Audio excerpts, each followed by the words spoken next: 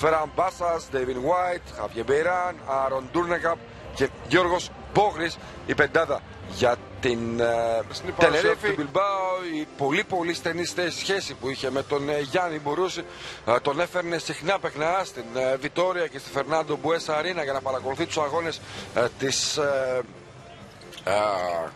Καχαλαμποράλ, όπως λέγονταν πέρυσι. Ο Σεγγέλια με τον Μπεϊράν. Η σπιν κίνηση από τον Σεγγέλια. Κλέβει ο Μπόγρης. Η μπάλα στα χέρια του White κόντρα στην Αβελίνο. Στο Champions League, μια εμφάνιση που τον ανέδειξε κιόλας ως πολυτιμότερο παίκτη της εβδομάδας στη διοργάνωση της FIBA. Ο Λάρκιν. Κακή η πάσα στον Μπαρνιάνη. Υπό την πίεση του Μπόγρη έχασε την ισορροπία του, δεν κατάφερε να φέρει την μπάλα στα χέρια του. Μειώνει στους δύο και πάλι η μπάλα στα χέρια του Μπαρνιάνη.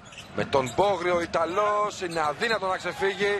Εξαιρετική άμυνα από τον Γιώργο Μπόγρη που δεν αφήνει τον Μπαρνιάνη να πάρει ανάσα.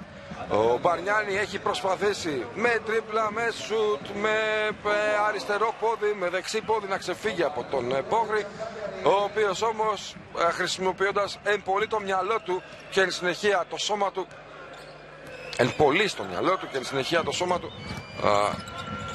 απαγορεύει στον Μπαρνιάνη να βρει ρυθμό στην Σεγγέλια με ταμπλό. Ούτε τώρα, κακό μπάσκετ σε αυτά τα πρώτα 90 δευτερόλεπτα στο δεύτερο ημίχρονο.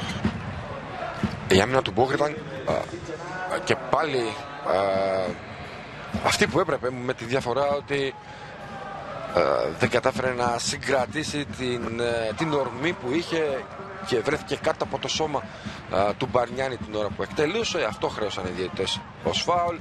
Να εδώ ο Γιώργος Μπόγρης, πολυτιμότερος παίκτης του Champions League την τρέχουσα εβδομάδα, με την θαυμάσια απόδοση που είχε στο παιχνίδι με την Αβελίνο. Ο Μπόγρης που είχε 22 πόντους με 11 στα 15 εντός παιδιάς, είχε 11 rebound, είχε 7 rebound και 4 assist. Μια ομάδα μόνο στο Γιώργος Μπόγρης της επιστροφής της Μπασκόνια στο παιχνίδι. Μπόγρης θα εκτελέσει μπροστά στον Μπαρνιάνη και θα ευστοχίσει 56-51. Είδατε ότι παρά το γεγονός πως ο Μπόγρης βρέθηκε μόνος του στα 4,5 μέτρα, δεν είχε στο μυαλό του να εκτελέσει. Αυτό το φάουλ έγινε λίγο πριν τα μισά της τρίτης περίοδου, στο διάστημα που ο Μπαρνιάνη κλήθηκε να αντιμετωπίσει τον Νιάνγκ.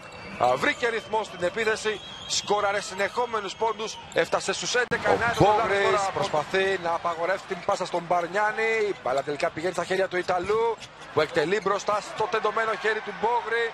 Βεβαιασμένη ενέργεια από τον Μπαρνιάνη. Εδώ μίλησε περισσότερο ο εγωισμός και η λανθάνουσα έντονη προσωπικότητα του Μπαρνιάνη. Ο Μπόγρης για 2 βρίσκει στόχο, 62-61. Να ο Γιώργος Μπόγρης που έχει την απάντηση και μειώνει τη διαφορά στον ένα πόντο στην οποία βρίσκονταν οι Knicks. Ο Μπόγρης που βρίσκει την πάσα στον Ριτσότη. Το επιθετικό rebound από τον Γιώργο Μπόγρη. Με μαχητικότητα, με πνεύμα, ο Γιώργος Μπόγρης δίνει σημαντικές λύσεις στο παιχνίδι της ομάδας του. Και τώρα ευστοχεί ο Γιώργος Μπόγρης για να δώσει προβάδισμα στην Τενερίφη. 63-62. Στους 20, ο Σέιν Λάρκιν.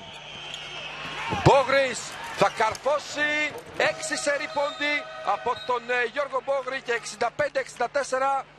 Λίγο μετά του δρόμου τα μισά της τέταρτης περίοδου. Σε μια φάση μάλιστα που δεν έγινε καν screen. Ο Μπαρνιάνη με τον Μπόγρη. Θα γυρίσει ο Ιταλός, καλή για ακόμα μία φορά η άμυνα από τον Γιώργο Μπόγρη. Ο White, δεν υπάρχει σκριν από τον Αμπρομάιτης, πάει προς το καλάθι Αμπρομάιτης, έρχεται ο Μπεϊράν και δίνει την νίκη. Όχι, απομένει ένα δευτερόλεπτο, ο Μπλάζιτς πετάει την μπάλα, για να δούμε, όχι. Μεγάλη νίκη για την Τενερίφη, ακριβώς με την εκπνοή του αγώνα. Ο White αστόχησε, αλλά ο Μπεϊράν ήταν εκεί, παρακολουθούσε τη φάση και με το 5ο